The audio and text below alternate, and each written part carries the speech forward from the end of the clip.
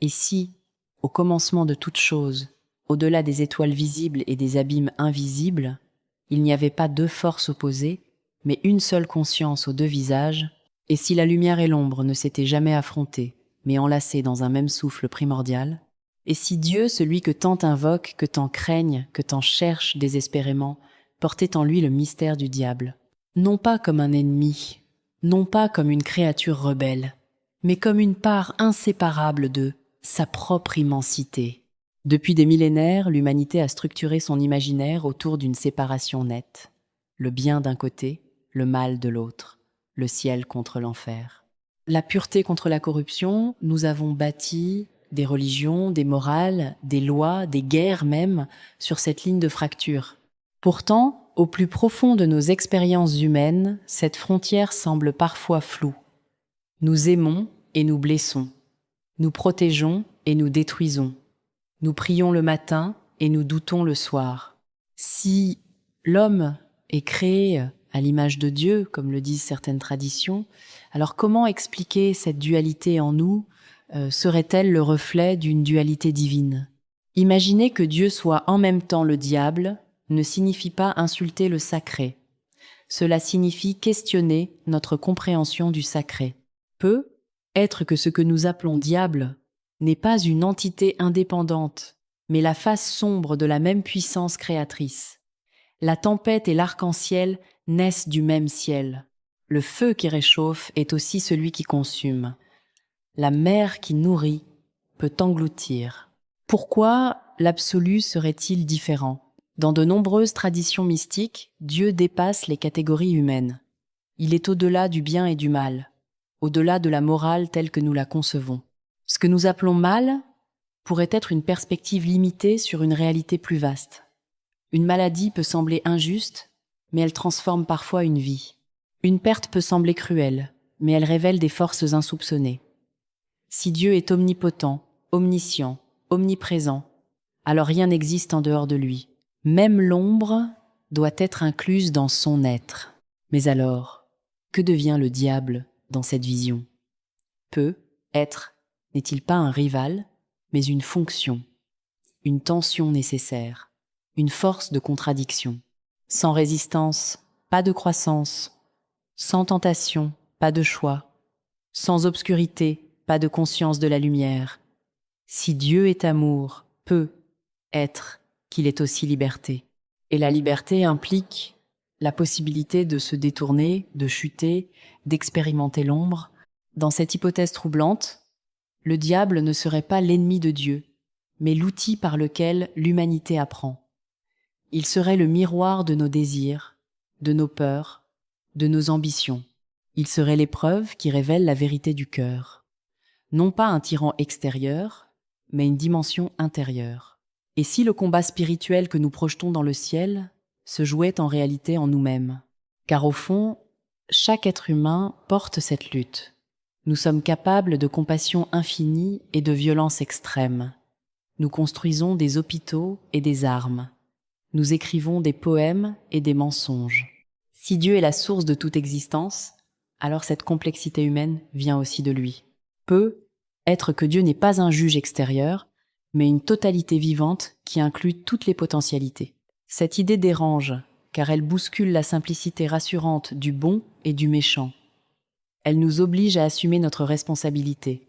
Si le mal n'est pas simplement l'œuvre d'un diable extérieur, mais une dimension intégrée à la réalité, alors nous ne pouvons plus tout attribuer à une force extérieure. Nous devons reconnaître que l'ombre passe par nous, que nos choix comptent, que la liberté est réelle. Cependant, dire que Dieu serait en même temps le diable ne signifie pas qu'il serait malveillant. Cela pourrait signifier qu'il est total, une totalité qui dépasse notre compréhension fragmentée, une unité qui inclut les polarités. Comme un artiste qui utilise les contrastes pour créer une œuvre, Dieu pourrait utiliser la lumière et l'ombre pour tisser l'histoire du monde. Il existe aussi une autre lecture, plus psychologique. Peut être que Dieu et le diable sont des archétypes de la conscience humaine, des symboles puissants, pour représenter nos aspirations les plus élevées et nos pulsions les plus destructrices.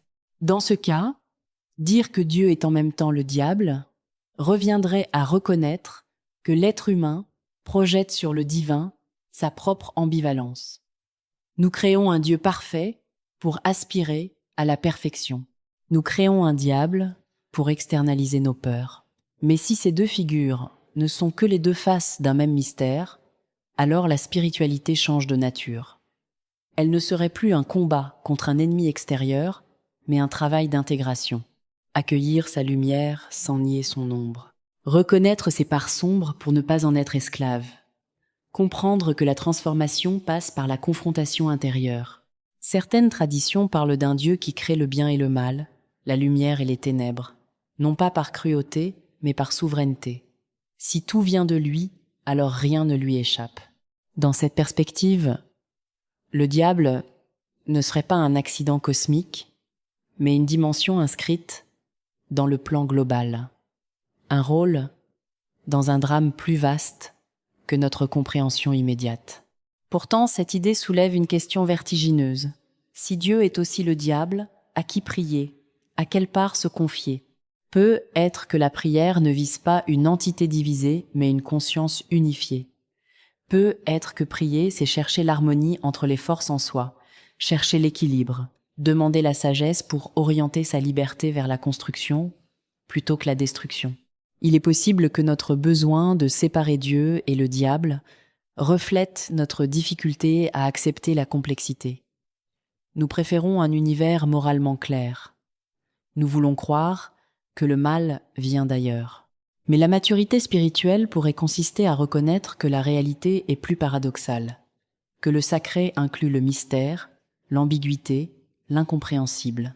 Et si Dieu était en même temps le diable, cela signifierait peu être que l'univers n'est pas une bataille entre deux royaumes, mais une danse entre deux pôles, une dynamique, un mouvement. La création ne serait pas figée dans une opposition, mais vivante dans une tension créatrice. Cette hypothèse ne cherche pas à nier la souffrance réelle du monde.